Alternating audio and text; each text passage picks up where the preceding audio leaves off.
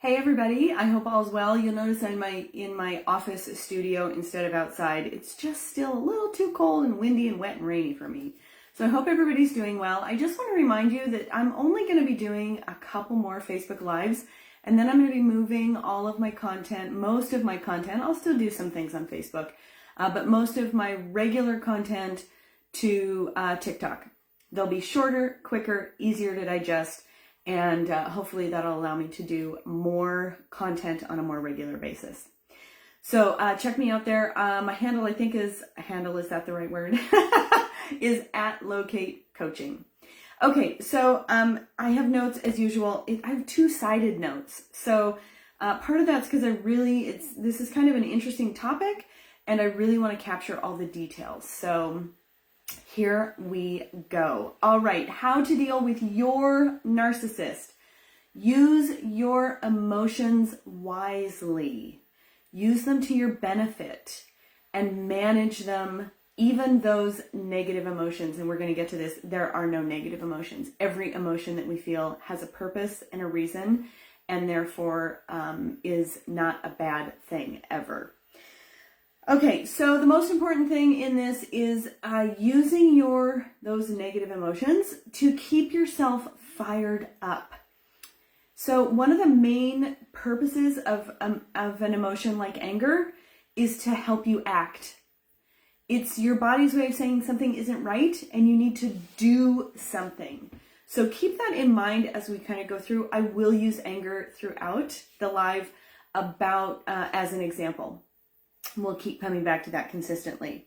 So the thing is, when you use your negative emotion, again, we're going to stick with anger, to keep you fired up, that does not mean being crazy. Now, your narcissist is doing everything in their power to make you look crazy, to make you feel crazy, to make the outside world, have it appear to the outside world that you're crazy. You're not crazy. You are trying to live, or in many, many cases survive in an environment where someone is intentionally trying to get you to react negatively. All right? That's their game. Doesn't feel like a game to us, of course, but that is the game of the narcissist. So use those emotions wisely.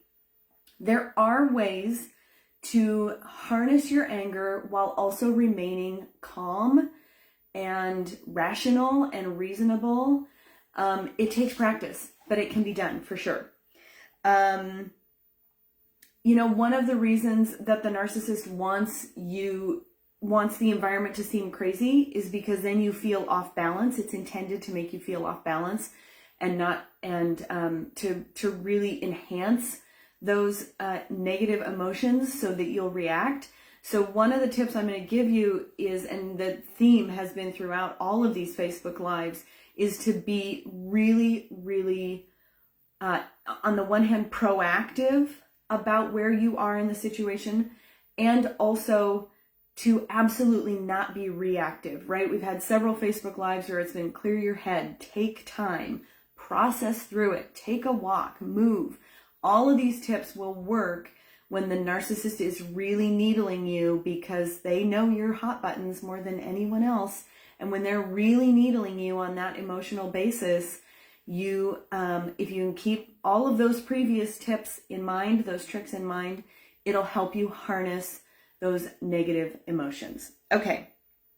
So once you are able to, knowing this and moving forward with this, will help you ultimately change the crazy narrative, because you will come across to the outside world as more calm, more reasonable, more rational. You will lose that tendency to react and therefore appear crazy, right? You're not crazy. You have legitimate underlying emotions that are impacting the positions that you're taking.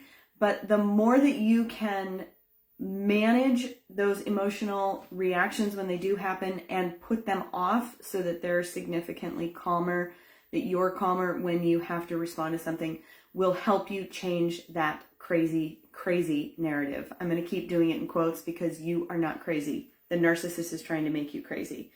Okay, we're going to talk really quickly. There is no negative emotion.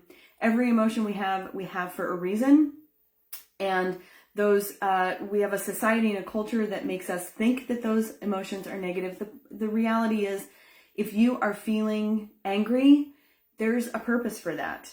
And you can use that anger to help you stay focused, to help you stay driven towards your end goal, to help you be aware of when you really especially tap into anger and how it's feeling in your body, you can really utilize that emotion to do things differently even in the moment. So keep that in mind. There is never any negative emotion ever. And as you learn and get more practice dealing with it, the easier it becomes to harness and use for your benefit. All right. Okay. One of the biggest things that I found in my own journey and my own path was I presented as really angry a lot of the time. And it's because I was angry. And when I finally could say, everyone's so worried that I'm angry, do you want to know why I'm angry? When I finally tapped into that reality, now, nobody wanted to know why I was angry, right? That's often the rub about what we go through in society and culturally, right? You can't be angry. Anger is not a positive thing. So no one really wanted to know why I was angry. The mere fact that I could say that calmly and that I could articulate it shifted everything. It shifted everything. It shifted the way that people that were tangential to the experience that I was going through, it shifted the way that they looked at me and therefore looked at the situation. So it can be really, really super powerful to be able to tap into what is considered negative and use it in a positive way, in a really proactive way for making change in your life and in the situation, right? Changing that narrative. Okay, the next piece I'm going to talk about is, it's as part of learning how to do this, is acknowledging your emotions and really acknowledging them before they get out of control. So if you, there are several iterations of this out, but if you Google the emotions wheel, it'll give you a couple of different ones.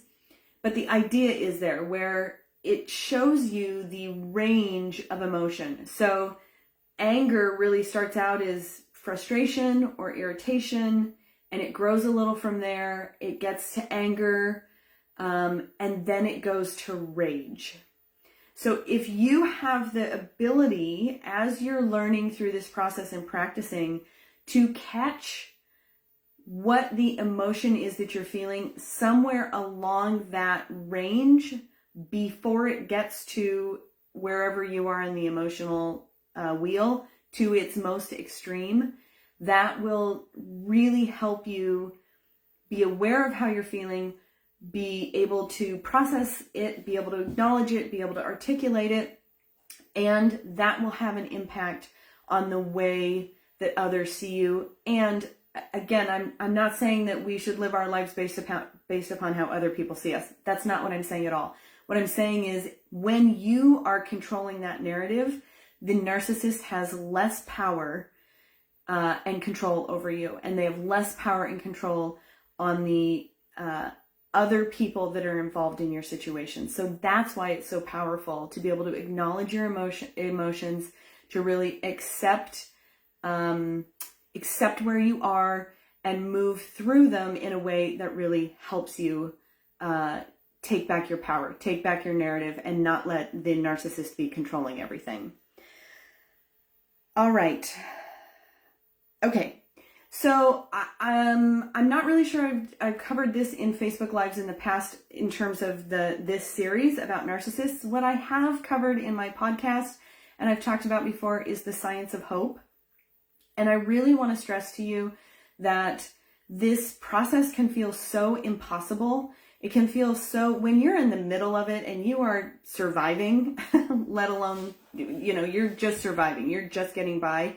The idea that you're going to get out of that situation is really, really difficult, which is part of the reason why our emotions expand through the more extreme levels of the emotions wheel, because we just feel out of control. We feel hopeless. We feel like it's never going to change and that you're stuck. And so I really invite you, in particular, I have a podcast episode from last season that's all about hope, the science of hope. I'm going to do 1 or 2 more this season that'll be coming up. Really focus on that hope, learn more about hope, see how valuable hope can be in your life. It is totally and completely has a ripple effect. So particularly if you have kids involved with your narcissist, you adopting a hopeful perspective and having your kids see that, it will also help them, and it will mitigate and manage those negative emotions that you're struggling with. So those are some ideas behind hope. All right, use the tool of your emotion to work for you.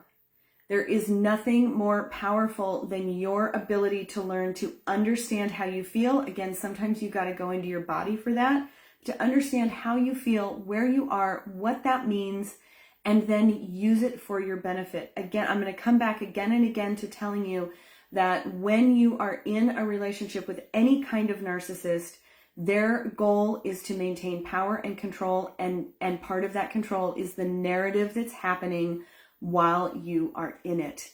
And so the more that you can acknowledge your feelings, address your feelings, stay calm and collected, the more you have the ability to harness what that narrative looks like. All right. So I'm just going to say one more time, I'm moving most of my content to TikTok. I'll still be on Facebook every once in a while, but you'll see more content. It'll be shorter and quicker. Hopefully there'll be some humor in there. And my TikTok is @LocateCoaching. So please start following me there, and please share with anybody that you feel like, either these Facebook Lives or anything you see on TikTok, with anybody that you think might benefit from hearing it. As always, I am here to support you. So if I can do anything to help, please feel free to reach out. You can put a message. Most of you know how to get a hold of me. You can always Facebook Messenger me here if that's an easier way to do it. All right. I will see you guys soon. I hope you all have a fantastic day. Love you. Bye.